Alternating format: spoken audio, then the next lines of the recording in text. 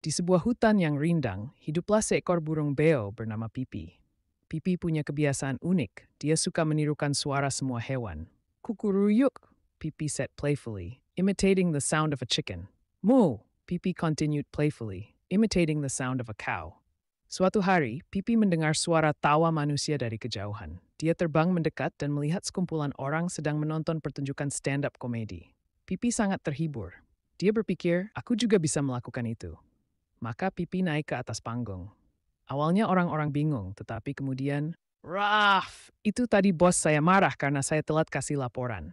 Pipi said, mimicking the roar of a lion with a funny tone. Semua orang tertawa terbahak-bahak. Katanya harga pisang sekarang mahal sekali. Pipi said, imitating a monkey's voice with humor. Pipi became a famous comedian. Tersal kamu suka cerita seru dan lucu? Klik tombol subscribe ya, biar kestek ke pelangan selanjutnya.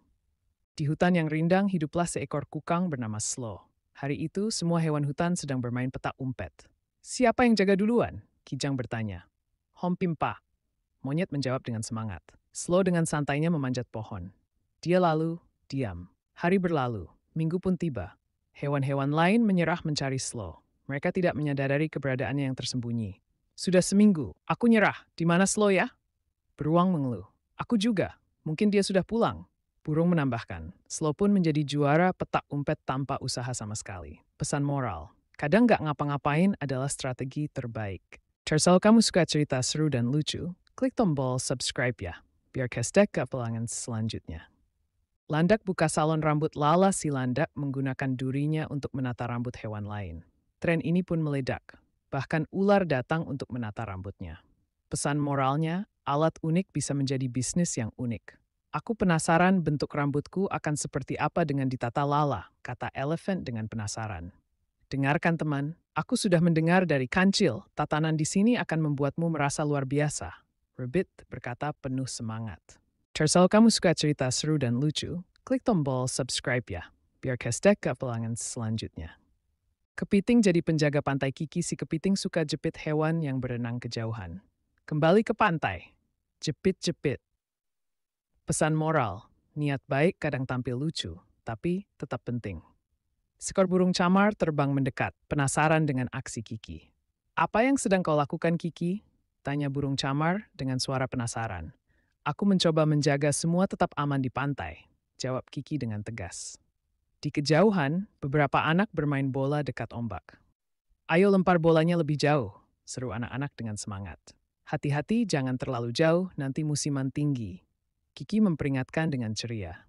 Anak-anak tertawa dan melempar bola lebih dekat, menghormati peringatan Kiki. Kau memang penjaga yang baik, Kiki, kata burung camar dengan penghargaan. Terima kasih, aku hanya ingin semua tetap aman, jawab Kiki dengan bangga. Pantai tetap, Tersal kamu suka cerita seru dan lucu? Klik tombol subscribe ya, biar kestek ke pelangan selanjutnya. Kunang-kunang dikira UFO Rara, si kunang-kunang menyalakan cahaya ekstra terang di malam yang gelap. Ellie, Ian, serangga panik teriak dengan suara panik. Rara hanya mengedipkan cahaya pakai kode Morse. Pesan moral, cahaya kecil bisa bikin heboh besar. Kok gak ada yang datang ya?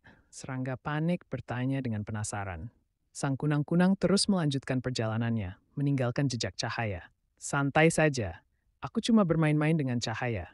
Rara berkata dengan tenang. Serangga lain menuduh, kau benar-benar bikin kami tegang, Rara. Tak ada yang perlu ditakutkan.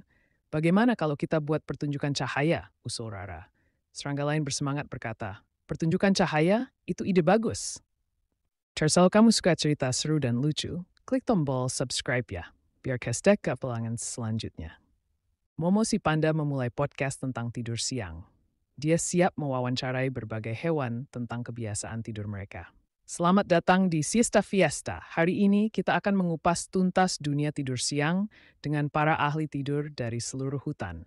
Momo menyapa dengan antusias. Momo menyapa Kola, seekor koala yang tampak mengantuk. Halo Momo, senang bisa di sini.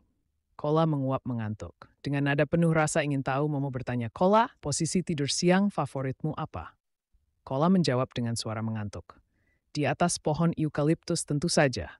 Berpegangan erat, terdengar dengkuran kecil dari Kola. Selanjutnya, Momo mewawancarai buaya bernama Budi, yang dikenal tidur siang di bawah sinar matahari. Budi, selamat datang. Apa mimpi terlucu yang pernah kamu alami saat tidur siang?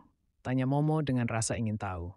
Aku bermimpi mengejar bebek yang bisa terbang, sangat membingungkan, jawab Budi. Kalau kamu suka cerita seru dan lucu, klik tombol subscribe ya, biar kestek ke pelangan selanjutnya.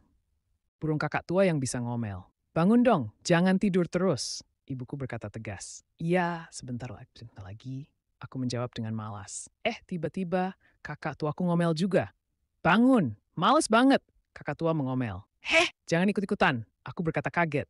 Itu namanya penguatan, kakak tua menyindir. Ayo cepat sarapan, sebentar lagi kau harus berangkat, ibuku berkata tegas. Ibumu benar, waktu tidak menunggu ayahku menasihati. Iya, aku sudah siap kok.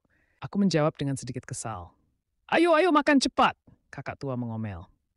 Ibuku menyindir. Lihat tuh, bahkan si kakak tua pun tahu pentingnya waktu. Aku bercanda. Iya, sekarang semua orang ikut-ikutan ngomel. Dan begitulah pagiku dimulai dengan omelan dari seisi rumah, termasuk si kakak tua. Kalau kamu suka cerita seru dan lucu, klik tombol subscribe ya, biar kestek ke pelangan selanjutnya. Jerapah jadi pembawa berita cuaca. Gino si jerapah sedang memantau awan dari atas pohon. Gino said to jerapah, informatively, 10 menit lagi hujannya. Hewan-hewan langsung atur piknik. Pesan moral, gunakan kelebihanmu untuk bantu sesama. Kalau kamu suka cerita seru dan lucu, klik tombol subscribe ya, biar kestek ke pelangan selanjutnya. Kura-kura ciptakan cangkang otomatis. Tata si kura-kura capek jalan. Dia pasang roda di cangkang, digerakkan oleh semut. Bisa jalan sejauh 3 meter. Pesan moral, inovasi butuh waktu dan roda yang lebih bagus. Terima kasih sudah membantu, semut-semut. Mungkin roda selanjutnya harus dari bahan yang lebih ringan, Tata said, grateful. Kami senang bisa membantu, Tata. Kita coba lagi besok, the smooth pemimpin replied, enthusiastic. Materi juga dan membrace tool dan membrace somhang. Kalau kamu suka cerita seru dan lucu, klik tombol subscribe ya, biar kestek ke pelangan selanjutnya. Di sebuah hutan yang rimbun, hiduplah Philo, si rubah yang cerdik. Philo punya ide nakal. Dia ingin membuat labirin misterius. Hewan-hewan hutan seperti kelinci, beruang, dan burung hantu penasaran dan masuk ke dalam labirin. Wah, seru sekali, seru kelinci dengan semangat. Aku pasti bisa menemukan jalan keluar, kata beruang penuh percaya diri. Semua hewan terjebak, tapi ada satu hewan yang punya ide berbeda, si tupai. Tupai tidak mencoba mencari jalan keluar seperti yang lain. Dia malah menggali terowongan di bawah dinding labirin. Dengan curang, tupai berhasil keluar dari labirin. Philo si rubah sangat terkejut. Hei, itu curang, Philo berteriak, sangat terkejut. Philo belajar satu hal penting hari itu. Setiap makhluk punya otak yang berbeda, dengan kelebihan dan kekurangannya masing-masing. Tapi curang bukanlah solusi yang baik. Ingatlah, otak setiap makhluk berbeda, tapi curang bukan solusi. Kalau kamu suka cerita seru dan lucu, klik tombol subscribe ya, biar kestek ke pelangan selanjutnya.